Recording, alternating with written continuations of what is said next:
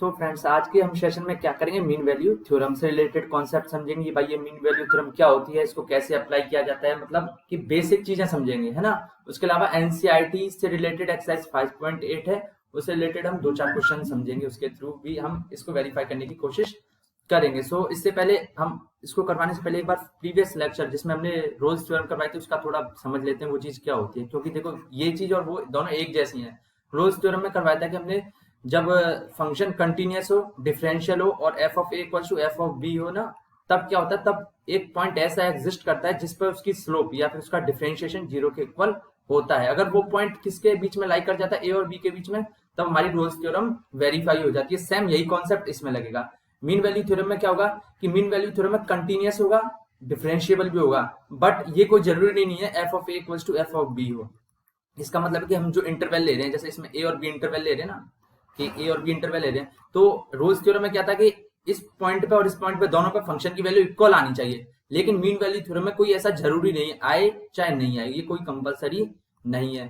तो इसमें हम क्या करेंगे, इसमें करेंगे कि जब कंटिन्यूअस तो होगा ही होगा, डिफरेंशिएबल भी होगा हो रहा होगा, तो एक ऐसा पॉइंट इनके बीच में एग्जिस्ट करेगा जब एफ डैश सी क्या आ रहा होगा, ये आ रहा होगा मेरे पास F of B minus F of A upon B minus A के इक्वल आ रहा होगा। ये कैसे आ रहा है ये हम अभी समझेंगे कि भाई ये कैसे आ रहा है, बट अभी ये समझ लो कि फंक्शन कंटिन्यूअस हो, डिफरेंशिएबल हो, तब ए और बी के बीच में एक ऐसा पॉइंट एग्जिस्ट करेगा जिसके लिए कंडीशन वेरीफाई हो रही होगी। चलो हम देखते हैं कि हमारे पास कोई ये ग्राफ है। सबसे पहले इस ग्राफ के थ्रू समझने की कोशिश करते हैं, उसके बाद हम एक और ग्राफ के थ्रू समझने की कोशिश करेंगे। तो देखो ये फंक्शन जा रहा है, ये कंटिन्यूअस भी डिफरेंशिएबल भी है, कहीं भी ब्रेक नहीं हो रहा, उसके साथ साथ कहीं भी अचानक से कर्व चेंज नहीं हो रहा, जैसे ऐसे जाके अचानक से चेंज हो जाए कोई, या फिर ऐसे जाके ऐसे चेंज हो जाए, मतलब अचानक से टर्न नहीं ले रहा। तो ये कंटिन्यूअस भी डिफरेंशिएबल भी है। अब क्या करेंगे, अब देखो ए के पहले कोऑर्डिनेट निकालो, ए के कोऑर्डिनेट हो जाएंगे A comma F of A, is it clear, ये तो आपको पता होगा। और बी के कोऑर्डिनेट हो जाएंगे b comma F of b. वैसे ये कॉन्सेप्ट क्या है, रोल्स थ्योरम और लैग्रेंज थ्योरम, ये अभी कराना नहीं चाहिए क्योंकि ये क्या एप्लीकेशन ऑफ डेरिवेटिव का है, बट कोई बात नहीं, इसमें नॉर्मल चीज है, आप समझ जाओगे, तो मैंने सोचा चलो करवा ही देते हैं। तो मेरे ये कोऑर्डिनेट मिल गया, इससे मेरे पास ए बी की स्लोप क्या मिल जाएगी, इस ए बी की स्लोप मिल जाएगी मेरे पास, यहाँ पे लिख लेता हूँ, that is F of B यानी y2 माइनस y1 यानी F of A upon B minus A, है ना। ये फॉर्मूला होता है स्लोप निकालने का। ये मेरे पास ए बी की स्लोप मिल गई।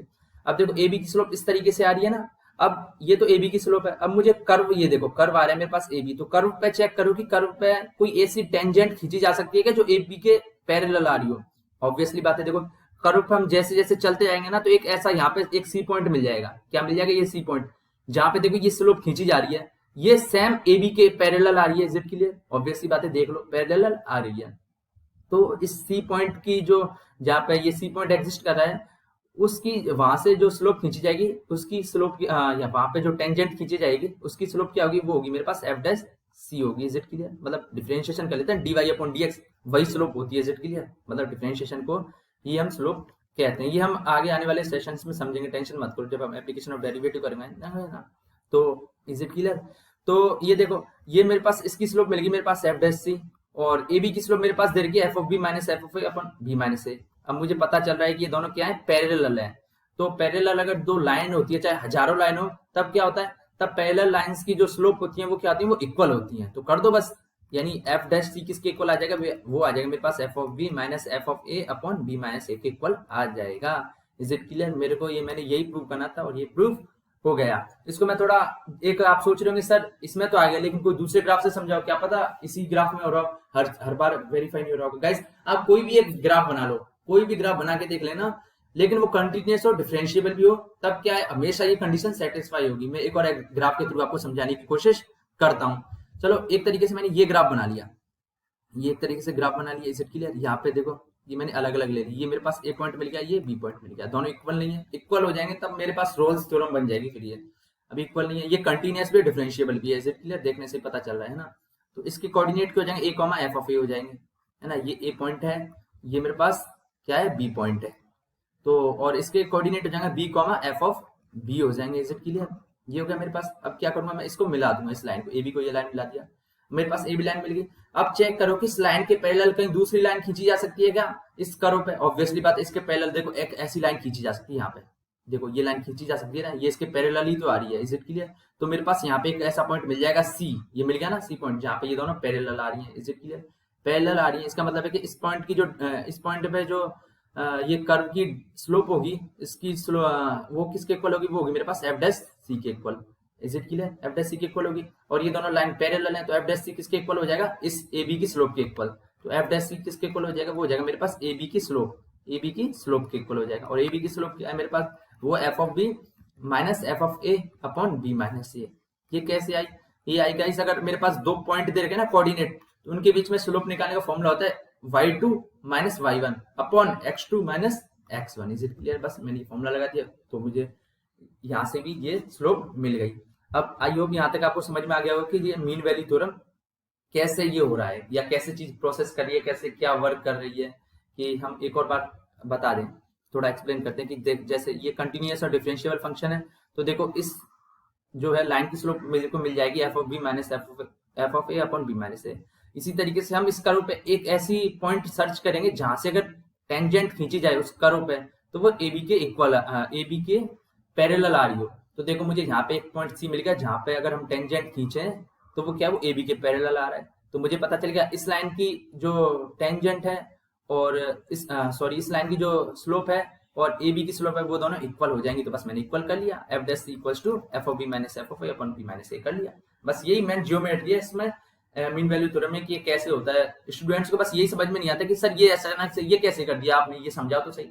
तो आई होप ये समझ में आ गया होगा। अगर आपको कहीं भी दिक्कत हो रही हो तो एक बार पीछे रिवाइंड करके देख लीजिए, आपको सारी चीजें समझ में आ जाएंगी। अब हमें क्या करना है, अब हम क्वेश्चन के थ्रू समझने की कोशिश करते हैं। F x equal to x square, इसके लिए हमें एमबीटी थ्योरम वो क्या है, वेरीफाई करनी है। तो सबसे पहले हम देखते हैं f x equal to x square, ये मुझे दिख रहा है कि एक्स स्क्वायर ये पॉलिनोमियल है, तो क्या हो जाएगा, ये कंटीन्यूअस भी हो जाएगा, क्या हो जाएगा, कंटीन्यूअस भी हो जाएगा, उसके साथ साथ डिफरेंशिएबल भी हो जाएगा। Is it clear? क्योंकि मैं बता चुका हूँ कि जो पॉलिनोमियल होते हैं वो क्या होते हैं, कंटीन्यूअस भी होते हैं और साथ ही साथ डिफरेंशिएबल भी होते हैं।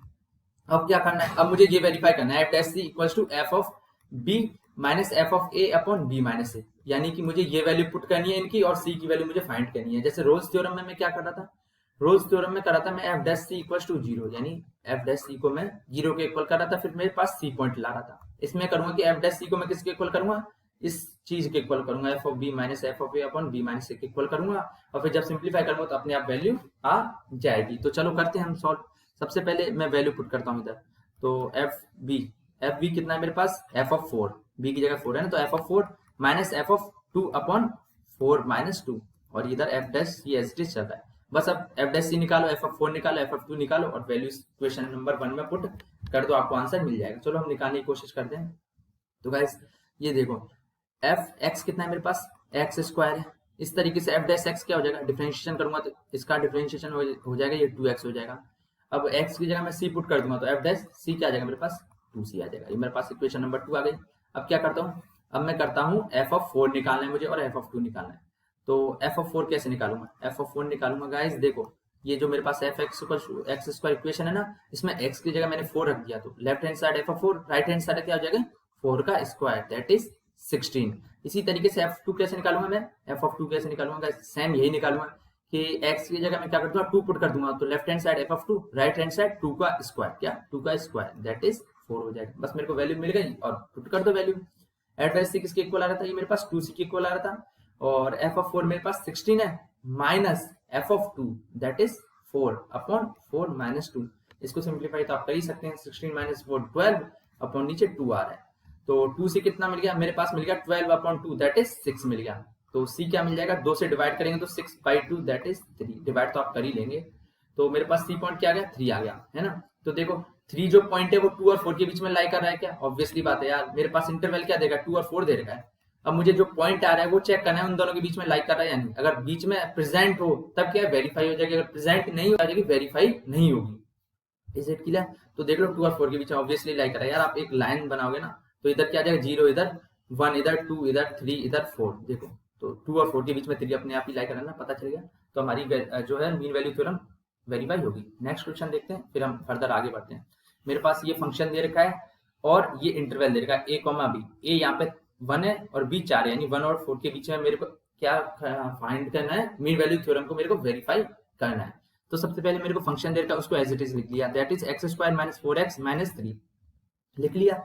अब क्या करूंगा, अब मैं इसको कंटिन्यूटी और डिफरेंशिएबिलिटी चेक करूंगा। तो गाइस मुझे दिख रहा है ये क्या मेरे पास पॉलिनोमियल फंक्शन है, पॉलिनोमियल इस तरीके का x square plus 7x plus 6 या फिर x की पावर 9 माइनस 6, मतलब x और कांस्टेंट ऐसे वेरिएबल और कांस्टेंट एक साथ आ रहे हो ना नॉर्मल फॉर्मेट में, तब क्या हो जाएगा ये हो जाएगी हमारे पास, क्या हो जाएगा ये पॉलिनोमियल हो जाएगा। और आपको पता है मैं ऑलरेडी बता चुका हूँ कि पॉलिनोमियल फंक्शन क्या होते हैं, वो ऑलवेज कंटिन्यूअस होते हैं और साथ ही साथ डिफरेंशिएबल भी होते हैं। ये कैसे होते हैं आपको मैंने ऑलरेडी बता चुके हैं प्रीवियस सेशंस में, जब मैंने लिमिट कंटिन्यूटी वगैरह बताई थी और डिफरेंशिएबिलिटी स्टार्टिंग में बताया था ना, तब मैंने ऑलरेडी मैं इनको प्रूव करवा चुका हूँ। अगर आपको नहीं फिर भी समझ में आया तो आप एक कॉन्सेप्ट लगाओ कंटिन्यूटी और डिफरेंशिएबिलिटी का और आप निकाल सकते हैं कि भाई ये कंटिन्यूअस भी होगा डिफरेंशिएबल भी होगा।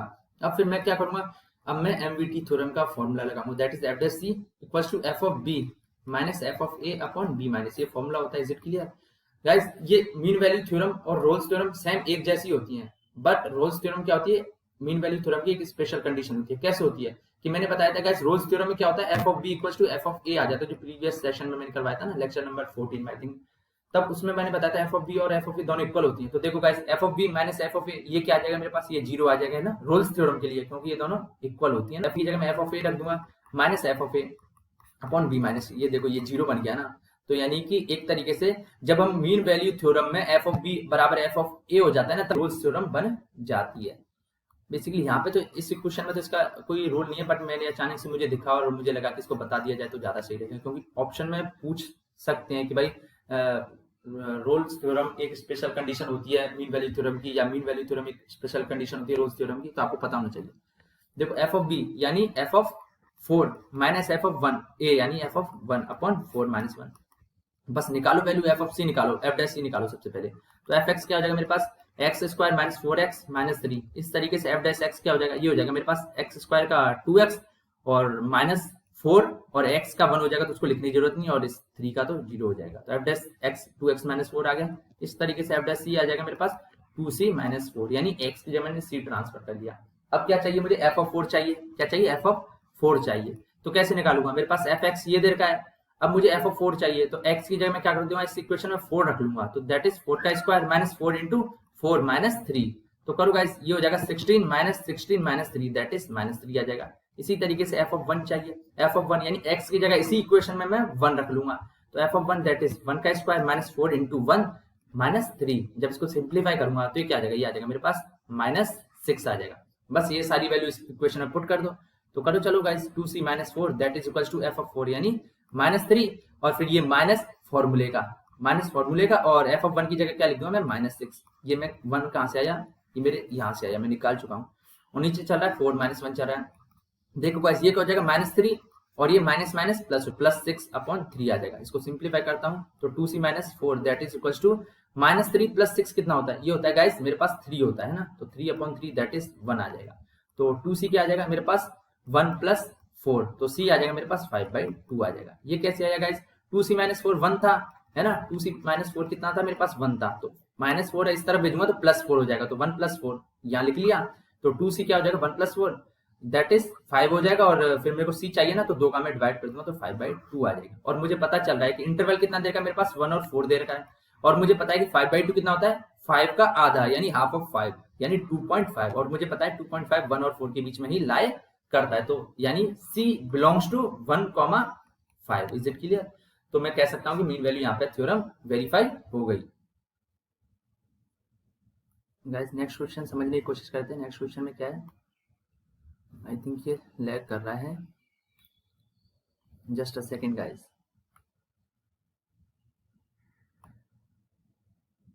इस क्वेश्चन में भी हमें ये फंक्शन दे रखा है, इसमें क्या करना है, हमें मीन वैल्यू थ्योरम वेरीफाई करनी है। उसके बाद हमें क्या करना है, हमें एक ऐसा पॉइंट फाइंड करना है c जहां पे उसका डिफरेंशिएशन 0 के इक्वल आए।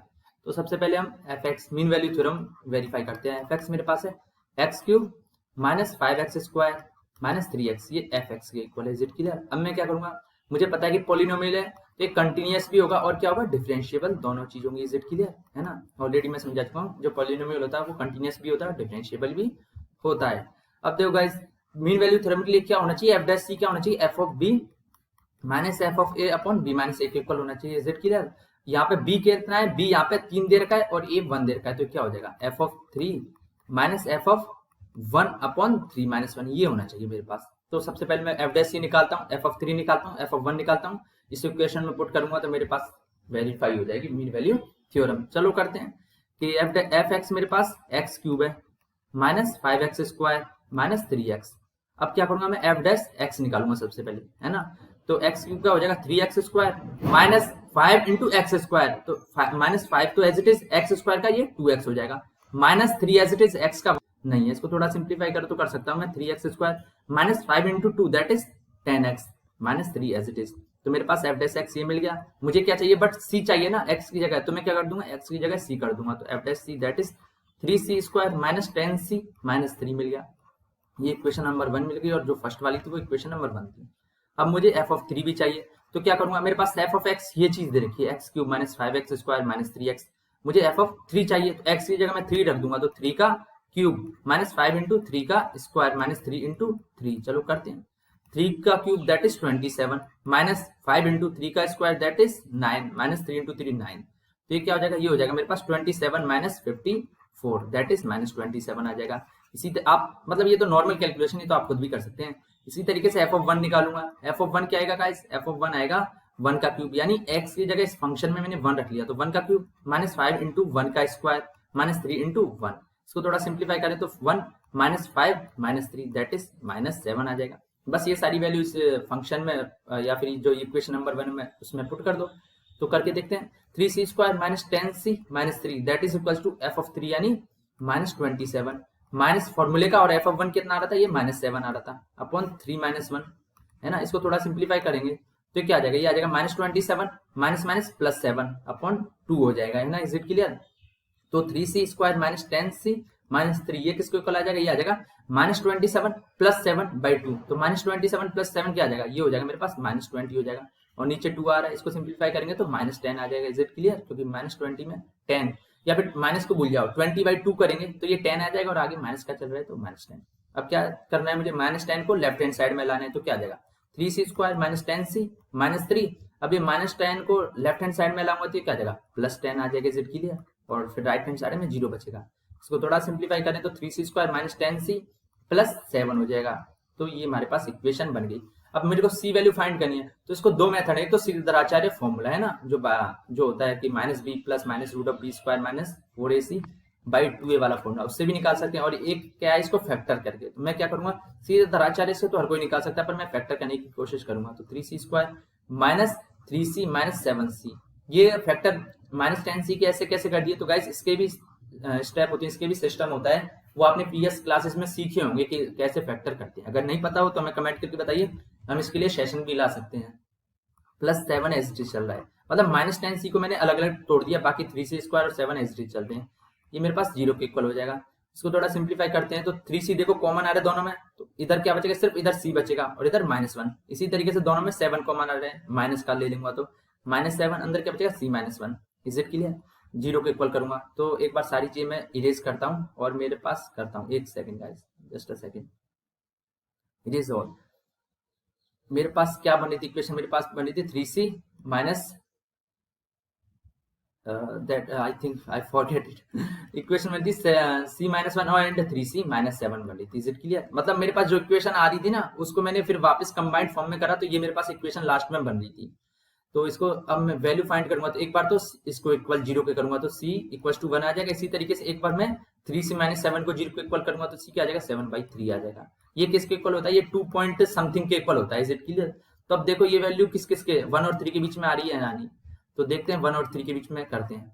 ये देखो ये तो आ नहीं रही, तो ये तो 1 आ रही है, फिक्स वैल्यू है, तो ये तो इनके बीच में नहीं आ रही, तो ये तो हट गया।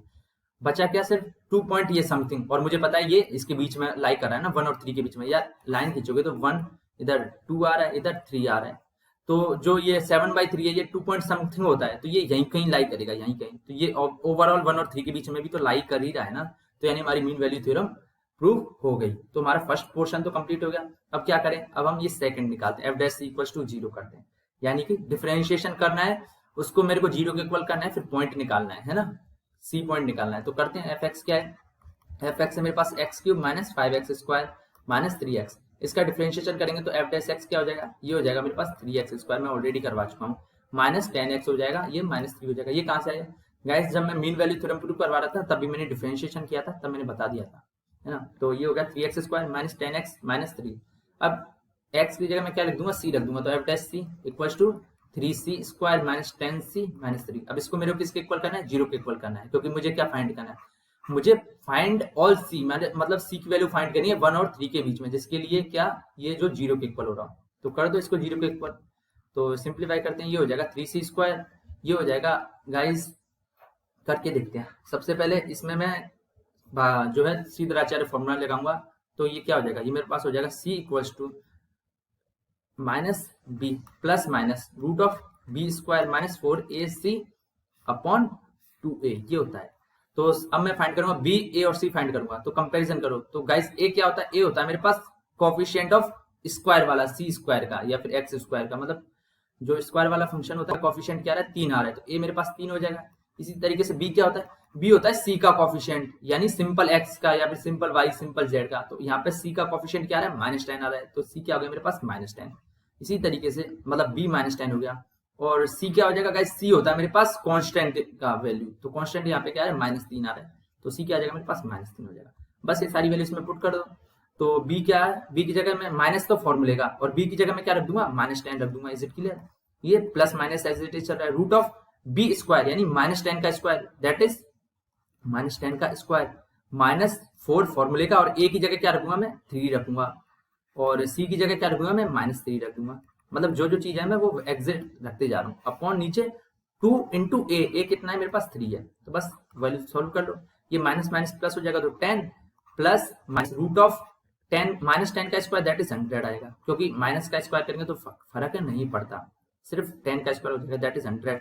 ये देखो माइनस इधर आ रहा है और इधर भी माइनस आ रहा है, ये दोनों ये सारी चीजें मल्टीप्लाई में ना, तो माइनस माइनस प्लस हो जाएगा, तो प्लस 4 3 जा कितना होता है, 24 3 जा 72 होता है ना, नहीं गाइस 4 3 जा 12 होता है, 12 3 जा 36 होता है, तो ये क्या हो जाएगा 36 हो जाएगा, अपॉन 3 2 जा 6। तो इसको सिंप्लीफाई करूंगा तो ये क्या हो जाएगा, ये हो जाएगा मेरे पास 10 plus minus root of 136 upon 6। अब इसको जो सिंप्लीफाई करेंगे तो अपने आप जो आंसर निकलेगा उसमें कोई ना एक वैल्यू ऐसी निकल रही होगी जो 1 और 3 के बीच में लाई कर रही होगी, तो वही हमारा आंसर हो जाएगा। सो गाइस जब इसको सिंप्लीफाई करेंगे तो एक वैल्यू मेरे पास आएगी सी की 3.6, क्या आएगी मेरे पास, एक आएगी 3.6 और एक आएगी सी की वैल्यू मेरे पास -0.27। तो गाइस इनमें से कोई भी वैल्यू 1 और 3 के बीच में लाई कर रही है क्या, नहीं करी। देखो 3.6 1 और 3 से बाहर निकल जाएगा, है ना, और -0.27 ये 1 से पीछे रह जाएगा इज इट क्लियर। तो हमें कोई भी ऐसा पॉइंट नहीं मिलेगा जब f dash c equals to 0 हो रहा होगा। Is it clear, I hope ये क्वेश्चन आपको समझ में आ गया होगा। अब हम चलते हैं आपकी प्रैक्टिस के लिए कि प्रैक्टिस के लिए क्या दिया हमने। प्रैक्टिस के लिए क्वेश्चन दिया है, बड़ा आसान है, आप वेरीफाई कर सकते हैं मीन वैल्यू थ्योरम इस इंटरवल में। तो गाइस ये वीडियो आपको कैसा लगा मैं कमेंट करके बता दीजिए, इस वीडियो को लाइक कीजिए, इस चैनल को सब्सक्राइब कीजिए, इसे ज़्यादा से ज़्यादा शेयर कीजिए। इस लेक्चर की पीडीएफ वगैरह इस टेलीग्राम चैनल पर मिल जाएंगे, हमारा कॉन्टैक्ट नंबर है, साथ ही साथ इसी ईमेल आईडी पे आप हमें से कनेक्ट कर सकते हैं। So thank you, have a nice day.